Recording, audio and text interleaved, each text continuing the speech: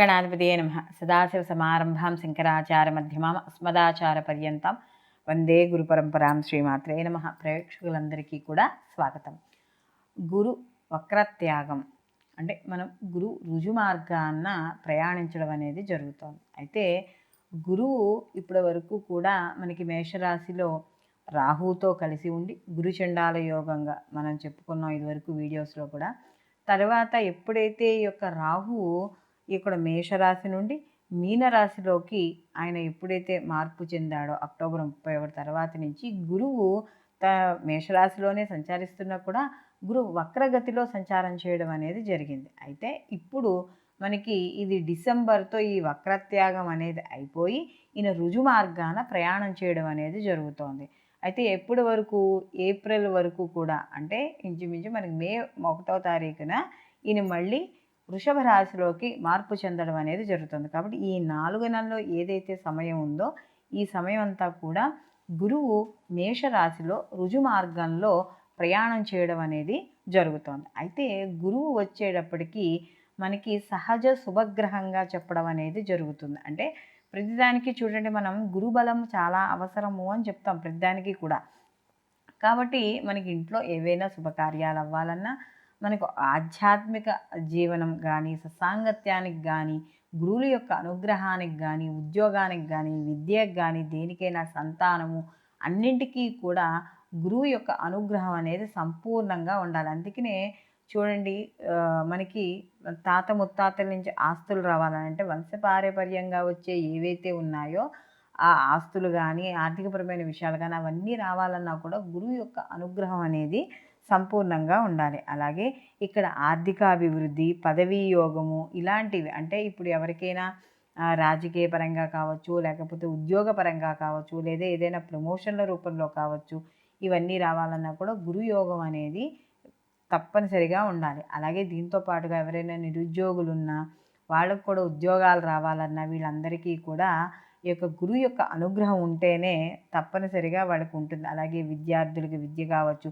కుటుంబంలో మనశ్శాంతి, సౌఖ్యము, అలాగే కుటుంబ వాతావరణం సంతోషంగా ఉండడం, అనుకున్న పనులు అనుకున్న సమయానికి పూర్తవ్వడము, ఇవన్నీ కూడా గురువు యొక్క అనుగ్రహం వల్ల అనేవి కలుగుతాయి. ఇవి సహజంగా మనం చెప్పుకునే కారకత్వాలుగా ఉంటాయి. అంటే గురువు సహజంగా ఇచ్చే ఇవన్నీ శుభ ఫలితాలు. అయితే ఇలాంటి శుభ ఫలితాలను ఇచ్చే గురువు గత కొంతకాలంగా ఈయన రాహుతో కలిసి ఉండడం, తర్వాత వక్రగతిని పట్టడము, ఇప్పుడు ఆ వక్రగతి ఏదైతే ఉందో ఆ వక్రగతి వీడడం అనేది జరిగింది. అంటే ఈయన సవ్య దిశలో ప్రయాణం చేయడం అనేది జరుగుతోంది. కాబట్టి ఈ ఏదైతే 4 నెలల సమయం ఉందో ఈ సమయం అంతా కూడా అసలు ఈ 12 రాసుల వారికి ఎటువంటి శుభ ఫలితాన్ని ఈ గురువు ఇవ్వబోతున్నాడు అనే విషయాన్ని ఇప్పుడు మనం తెలుసుకుందాం.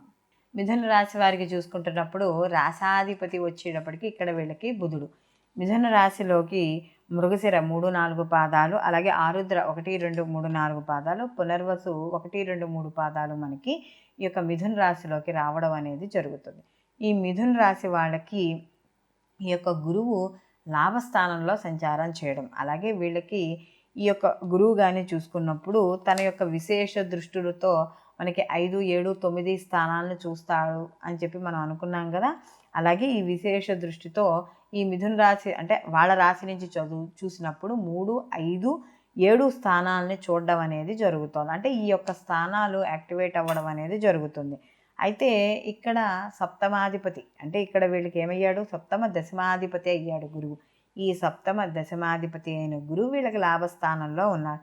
సప్తమ స్థానం అనేటప్పుడు జీవిత భాగస్వామి, అలాగే భాగస్వామి వ్యాపారాలు, సమాజము, అలాగే మనకి సమాజంలో ఉండే కీర్తి ప్రతిష్టలు ఇవన్నీ కూడా మనకి చెప్పడం అనేది జరుగుతుంది. దశమ అనేటప్పటికి మనకి వృత్తి, రాజ్యస్థానం ఇది కూడా చెప్తోంది.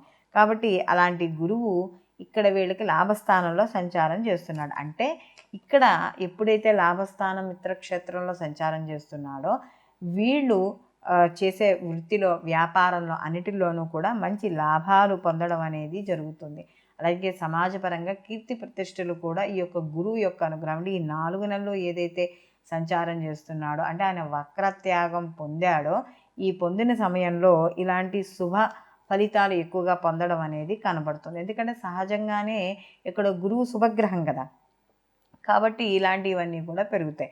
అలాగే ఇక్కడ ఏదైతే కాస్త ఉద్యోగం కావాలని కోరుకుంటున్నారో వాళ్ళకి ఈ సమయంలో ఈ 4 నెలల సమయం ఏదైతే ఉందో ఈ 4 నెలల సమయంలో కూడా వాళ్ళు కాస్త ఉద్యోగాన్ని పొందడం, నిరుద్యోగులు ఇలాంటివి కూడా పొందుతారు. అలాగే దూర ప్రయాణాలు చేయడం, అలాగే వీళ్ళు ఏదైతే వృత్తి ఉద్యోగాల్లో ప్రమోషన్లు, మార్పులు ఇవన్నీ కోరుకుంటున్నారో ఆ కోరుకునే వాళ్ళకి మంచి మార్పులు రావడం, వ్యాపారం చేసే వాళ్ళకి వ్యాపారంలో మంచి లాభాలు చవిచూడడం ఇలాంటివన్నీ కూడా జరుగుతూ ఉంటాయి. అలాగే వ్యాపార విస్తరణ, గత కొంతకాలంగా ఎవరైనా వ్యాపారాలు విస్తరణ చేయాలి అనుకుని ఆ వ్యాపారాల విస్తరణ అవ్వలేకపోవడం, ఎందుకంటే ఇక్కడ గురు రాహుల యొక్క కలయిక, దాని తర్వాత గురువు వక్రీకరణ, ఇప్పుడు వక్రత్యాగం పొందడం, ఇప్పటి వరకు కూడా ప్రతి పనిలోనూ కూడా ఆలస్యము లేదా ఆటంకాలు లేదా పనులు ఫాస్ట్గా ముందుకెళ్ళకపోవడం ఇలాంటివన్నీ ఉన్నాయి. కాబట్టి ఇకపై నుంచి ఈ 4 నెలలు కూడా మనకి ఈ గురువు సవ్య దిశలో రుజుమార్గంలో ఆయన ప్రయాణించడం వల్ల కొన్ని పనులు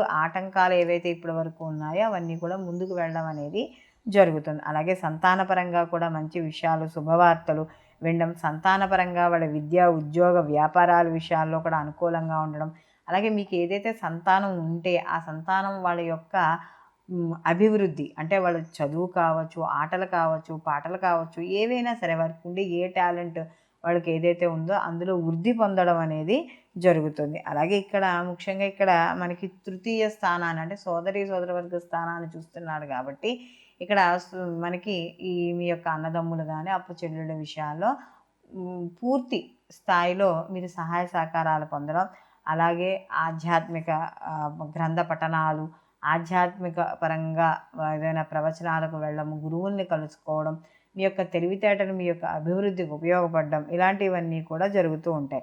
అలాగే జీవిత భాగస్వామి విషయాల్లో కూడా మీకు కలిసి రావడం, అలాగే భాగస్వామి వ్యాపారాలు కూడా కలిసి రావడం ఇలాంటివన్నీ కూడా ఎక్కువగా మీరు ఈ 4 నెలల మాసంలో పొందడం అనేది ఈ మిథున రాశి వాళ్ళకి జరుగుతుంది. అలాగే భూములు కొనుగోలు, అమ్మకాలు ఇలాంటి విషయాల్లో కూడా కలిసి రావడం అనేది వీళ్ళకి కాస్త అనుకూలంగా ఉండడం, అనుకూలమైన వాతావరణము ఇలాంటివన్నీ కూడా పొందడం అనేది జరుగుతుంది. మొత్తం మీద ఈ మిథున రాశి వాళ్ళకి ఈ గురువు యొక్క వక్ర త్యాగం పొందడం, సవ్య దిశలో ఆయన ప్రయాణం చేయడం వల్ల ద్వారా వీళ్ళకి ఎక్కువగా అనుకూలమైన ఫలితాలే పొందడం అనేది జరుగుతోంది. వీళ్ళు మరిన్ని మంచి ఫలితాలు పొందడానికి వీరు నిత్యము కూడా గోవింద నామాలు పారాయణ చేసుకోవడం, అలాగే ప్రతిరోజు కూడా వీళ్ళు ఈ యొక్క దత్తాత్రేయుల వారికి సంబంధించిన ఏదైనా ఒక నామాన్ని 11 సార్లు జపం చేసుకోవడం, లేదా 108 నామాలు ఉంటాయి కదా, ప్రతిరోజు కూడా 108 నామాలైనా సరే మీరు పూజ చేసుకునే నిత్య పూజా విధానంలో పూజ చేసుకునేటప్పుడు 108 నామాలతో పసుపు రంగు పూలతో ఏదో ఒక రంగు పసుపు పూలు వాటితో పూజ చేయడం ద్వారా మీకు మరిన్ని మంచి ఫలితాలు పొందడం అనేది జరుగుతుంది. సర్వేజన సుఖినో భవంతు, లోకా సంస్థ సుఖినో భవంతు.